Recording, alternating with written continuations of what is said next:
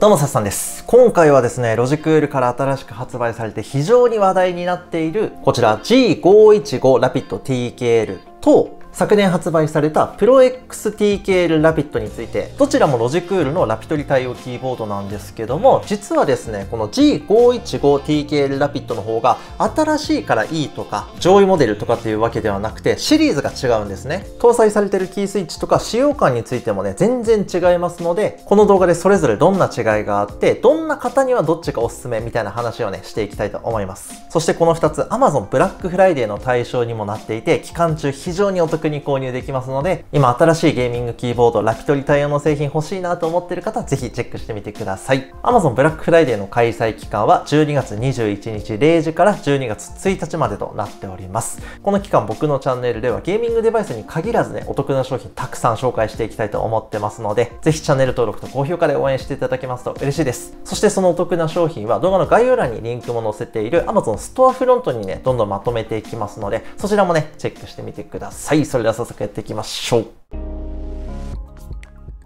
はい。というわけで早速やっていきたいんですけども、こちらね、画面上部に映ってるのが ProXTKL ラピッド。下の方に映ってるのが G515 ラピッド TKL ですね。こっちがね、つい最近発売されたキーボードで、こっちはね、去年の10月ぐらいにね、登場したキーボードなんですよ。上から見るとですね、どちらも10キーレスのキーボードで、配列も日本語配列なんで、あんま変わんないんじゃないっていう風に見えるかもしれないんですが、一番大きな違いっていうのは、採用されてるキースイッチの高さなんですよ。この ProXTKL ラピッドに採用されているのはですね、これ分かりますかね？標準的なキースイッチ、結構ね、高さのあるキースイッチですね。ゲーミングキーボードって基本ね、このタイプ多いと思うんですけども、これに対して G515 ラピッド TKL で採用されているのが、はい。こんな感じ。もう全然ね、横から見た時の高さ違いますよね。これ、ロープロファイル、薄型のキースイッチ採用されているんですよ。このキーボード2台並べて真横から見ると、本当にね、全然高さが違うんですね。ProXTKL ラピッドは一般的なね、高さのゲーミングキーボードっていう感じなんですけど、G515 ラピッド TKL は、パッと見ゲーミングっていうかなんか作業用のね、ゲーミングキーボードという風に見えるかもしれないですね。このデザインもですね、結構こう、あっさりというか、すごくね、スタイリッシュな見た目になってるんですよ。電源が入るとバックライトね、結構綺麗に光るんですけども、もちろんバックライトの調整もできますし、オフィスとかで使っててもね、全然違和感ないような見た目となってます。ProXTKL ラピッドはですね、ロジクールのロゴがですね、こう結構主張が強かったりとか、あとは本体奥にゲームモードの切り替えとか、バックライトの切り替え、メディアコントロールのボタンとか、ダイヤルっていうのもついていて、いかにもね、多機能なキーボードという風になってます。一応言っておくと G515 ラピッド TKL にもゲームモードのね、切り替えボタンっていうのは搭載されてますね。はい、次に本体の素材見ていきましょう。まず ProXTKL ラピッドはですね、このシルバーの枠の内側のパネルはアルミ製になってます。この部分はですね、非常にこう上質、高級感も感じられますね。ただそれ以外の部分はですね、基本的に全て樹脂製になってますので、全体としてすごく高級感があるかって言われると、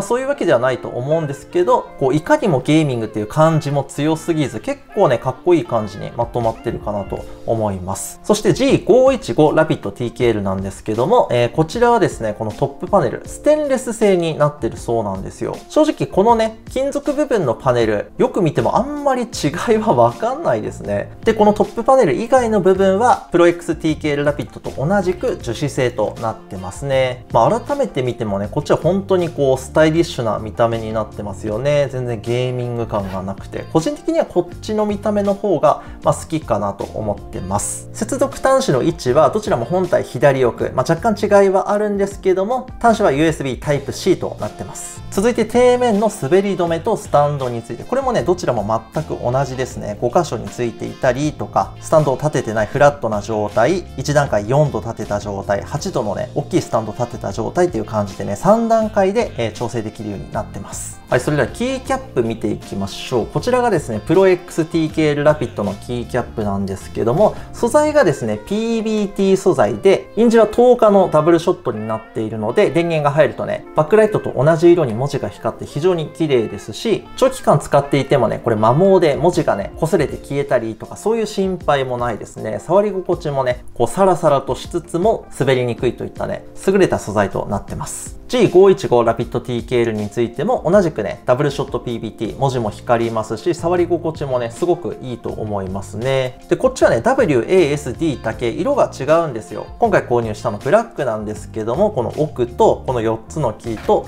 底面だけがね、グレーになっていて、またね、これがおしゃれでいいですよね。はい、じゃあいよいよ肝心のね、キースイッチ見ていきましょう。はい、こちらが ProXTKL ラピッドに採用されている直式のアナログスイッチになってますね。ラピトリキーボードって流通品のキースイッチ採用してるメーカーがね、結構多いんですけども、こちらはね、ロジクールオリジナルみたいですね。で、一応専用のツールを使えばね、こんな感じで簡単にスイッチ取り外すという、ホットスワップにも対応しているそうなんですが、流通品のスイッチをつけても認識されないみたいなので、そこだけね、覚えておくようにしましょう。スイッチの軸ブレは若干あるんですけど、そこまでね、気になるようなレベルではないかなと思いました。はい、次に G515 ラピッド TKL のね、スイッチ見てみましょう。はい、こんな感じ。真上から見てもね、ちょっと分かりにくいと思うんですけども、本当にね、薄いスイッチになっているんですよ。で、こっちはですね、軸ブレが ProXTKL ラピッドよりも若干少ない気はしますね。もしかしたらね、スイッチが低いからそう感じるっていうのもあるかもしれないんですけど、こっちの方がね、安定感は高いような気がします。で、こっちはですね、今僕の手元にあるツールだと取れないかな？ちょっと外すのが難しそう。で、それぞれの打鍵音を聞いていただきたいんですけども、その前に言っておくとですね、やっぱりキーストローク全然違うんですよ。キーストロークっていうのは上から下までこの押し込んだ時に動く距離ですね。ProXTKL ラピッドはこの距離がね 4.0mm なんですよ。G515 ラピッド TKL についてはこれがね 2.5mm となってます。それもありますし、内部のね吸音構造っていうのも全然違うので、音はね結構な差が出ますね。それでは実際の打鍵を聞いてみてください。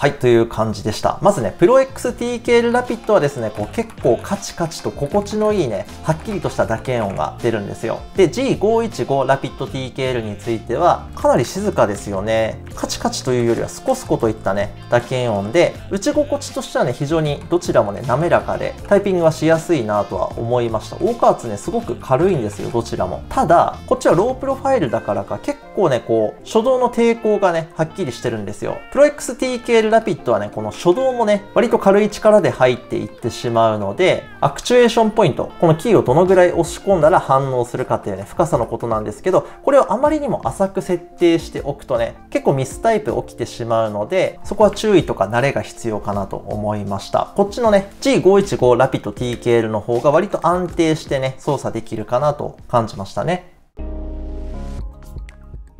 はい、ここから専用ソフトでできる設定見ていきたいと思います。こちらがね、G-Hub という専用ソフトトップ画面なんですけども、この2台はですね、できることほとんど一緒なので、今回ね、ProXTKL ラピッドの方で、見ていきたいと思います。じゃあこちらクリックして、まずですね、プロファイルについてですね、この右上にね、プロファイル表示されてるんですけども、一番最初デスクトップデフォルトってやつしかなかったんですよ。で、僕の場合はですね、ゲームタイトルっていうのがここに表示されているんですが、これやり方としてはですね、ゲームとアプリを追加するっていうところを押して、すると PC にインストールされてるね、ゲームとか、ソフトっていうのが表示されているので、プロファイル個別に使いたいやつを、チェック入れてね、追加してあげるっていう感じですね。で、これをね、チェック入れると、どういう意味があるのかというと、プロファイルをね、複数設定できるようになるんですよ。これはね、当然のことなんですけども、さらにこのゲームをね、起動した時に自動的にそのプロファイルに切り替えるっていうことも可能になってます。これめちゃくちゃ便利なので、おすすめの機能になってますね。今回はデスクトップデフォルトいじってみたいんですけども、まず一番上がですね、これライティングの設定についてですね。デフォルトのライティング、この水色っぽいやつになってました。固定ですね。ロジクールの水色みたいな感じで、プリセットもね、いろいろあるんですよ。例えば、色のサイクルってやつにしてあげると、全部がね、こう、切り替わっていくみたいな感じ。このね、切り替わりの設定っていうのもできますし、もちろん他のね、設定っていうのも可能になってます。フェードインとフェードアウトっていうのにしてみましょうか。これがですね、決めた色がついたり消えたりみたいな感じ。もちろん色の設定っていうのも変えることができます。なんかロジクール製品だからか、この青系がね、似合うような気がしますね。はい、次に割り当ての設定見ていきましょう。これがですね、デフォルトの状態ですね。僕はね、特に割り当て、設定変更とかはしてないですね。で、設定の変更対応していないものとして、ゲームモードのボタン、あとはライティングのね、この明るさ調整のボタンと、右側のね、このダイヤル、音量調整のダイヤル、そして右下、FN キーですね。これは動作の割り当てができないです。そこはね、覚えておきましょう。で、割り当てしたいキーがあるのであれば、それを選択して、再マッピング、で、このね、割り当てを、別のキーにね、変更するってことももちろんできますし、イベントタイプ、今標準なんですけど、押すっていう動作だけとか、保持する、長押しするとか、離したっていう挙動にするとかね、いろいろ決めることができるし、さらに一番左側、モディファイアっていうところで、オルト、コントロール、シフト、これを追加できるんですよ。ショートカットキーみたいにしてね、使用することができたりとか、そんな感じになってます。じゃあ上から3つ目、これがアナログスイッチっていうところで、アクチュエーションポイントの設定変更、ラピッドトリガー、あとは SOCD なんかをね、設定するところになっていて、まずアクチュエーションポイントなんですけども、これ一括でね、すべてのキーのアクチュエーションポイント設定することもできるし、特定のキーだけをね、設定することもできます。設定したいキーをね、ポチポチポチと、押していくだけでね、複数キーを選択して、そのね、アクチュエーションポイントの深さを変更できると。僕はですね、これ 0.1mm にしてね、どちらも使ってるんですけど、結構デッドゾーンが浅いし、大加圧も軽いので、もう本当にね、指を乗せてるだけで反応しちゃったりするんですよ。やっぱりオンラインゲームで使うのであれば、できるだけアドバンテージ取りたいので、このアクチュエーションポイント浅めにしたいところなんですけど、どうしても操作に影響が出るっていう方はね、ちょっと深め 0.2 とか3とか、そういう風にね、だんだん上げていって様子を見てもいいのかなっていう感じです。はい、次にラピッドトリガーの設定見ていきましょう。これね、使うときは高速トリガー有効にするっていうスイッチオンにします。で、これも一括でね、全部のキー設定することもできますし、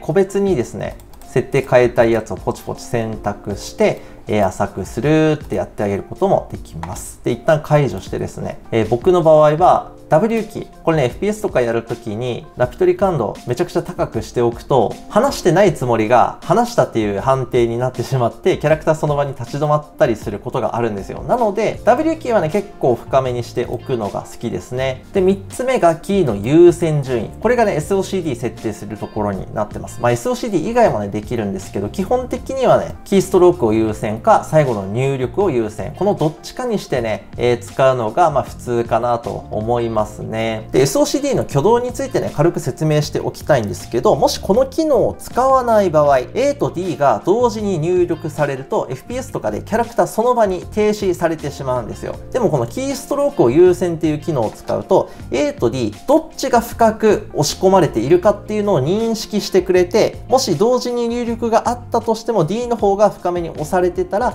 右側にね、キャラクター移動するとか、そんな感じの設定です。で、もう一つね、最後の入力を優先っていう方は、押してる深さとかは関係なしで、どっちをね、後から入力したかっていうのを判定して、右に動いたり、左に動いたりします。これ非常に便利な機能で、最近のキーボードね、結構対応してるもの多いんですが、ゲームによってはね、バン対象になったりするんですよ。ここに書いてますね。カウンターストライク2などの、特定のゲームでは使用が禁止されているのでご注意ください。便利な機能とは言ったんですけど、PC ゲーム慣れてる方、操作ね、この機能使わなくても特に問題ないっていう方はできるだけ使わない方がね、安全なんじゃないかなとは思います。はい、上から4つ目、ゲームモードの設定ですね。ゲームモードっていうのはこのボタンですね。それぞれね、押した時にどのキーを無効化するのかという設定になってます。デフォルト設定では Windows キーと、メニューキーって言えばいいんですかね。ミニクリック使った時みたいな挙動のキーなんですけど、これと明るさ調整のキーですね。この3つが無効化されます。で、さらに、例えば半角全角無効とか、オルトキー無効とか、こんな感じでね、追加してあげげることも簡単にできますね。ちなみにこれ設定すると、このね、カスタムプリセットっていうところに新しく追加されるので、デフォルトにしたい場合はね、これ1回クリックするだけで元に戻せると。これめちゃくちゃね、使いやすいと思いますね。ちょっと簡単な説明だったんですけども、設定についてはこんな感じです。はい、最後にこの2台のキーボード、作業とゲームで使ってみた感想について、結論から言ってしまうと、ゲームにおいて僕はね、この ProXTKL Rapid の方が使いやすかったですね。これはですね、もう完全に僕の主観なので、僕がね、ゲームをするとき標準タイプのキーボードに慣れてるからっていうのも、大きいと思いますし、あとはね、キースイッチのストロークが深い分、この微細なコントロール、どのぐらい押し込んでるとか、離した後の再入力とかっていうのが、かなりコントロールしやすいと思いました。注意点としては、このキースイッチね、かなり大加圧、軽いんですよ。一般的なラピトリキーボードに比べて。なので、設定解説の時にも言ったんですけど、こっちはですね、指を乗せてるだけでちょっと反応しちゃったりするんですよ。デッドゾーンも結構浅めなので。それもあって最初のね、設定の追い込みというか、自分に合った設定を探すのは、ちょっと時間をかけた方がね、いいかなっていう感じでした。で、G515 Rapid TKL についてはですね、このキーストローク浅い分、作業用としてはね、めちゃくちゃ使いやすいと思いましたね。僕一日中ね、このデスクの前で文字打ったりとかいろんな作業をするので、キーストローク浅い方がね、疲れにくいし、どんどんね、作業を進められるんですよ。でもゲームにおいてはですね、やっぱりキーストロークが浅いから、やっぱり作業用キーボードでゲームやってる感が出るというか、ちなみに言っておくと僕ね、ストロークが浅いキーボードに慣れてないわけじゃないんですよ。普段ね、作業用で使ってるの、こういうキーボードなんですよね。なので、キーストロークが浅いものには慣れてるんですけど、その上でも、なんとなくね、こうゲームをすると違和感が出るというか、トータルで判断するとですね、本当に完成度は高いと思うんですよ。デザインもね、すごく洗練されていてかっこいいし、キースイッチもね、非常に安定感があるし、ただゲームをする上ではね、ちょっと好みが分かれるかなっていう感じでしたね。で、これはどちらも共通なんですけども、ポーリングレート、これがね、残念ながら最大で 1000Hz なんですよ。最近ね、ラピトリ製品で 8000Hz 対応してるもの多くなってきてるんですが、こちらは 1000Hz なので、そこだけね、ご留意ください。そんな感じですね。気になる点もね、結構言及させてもらったんですけども、ただこの2つね、どちらもブラックフライデーの対象で、特にね、G515 Rapid TKL に関しては出たばっかりなのにね、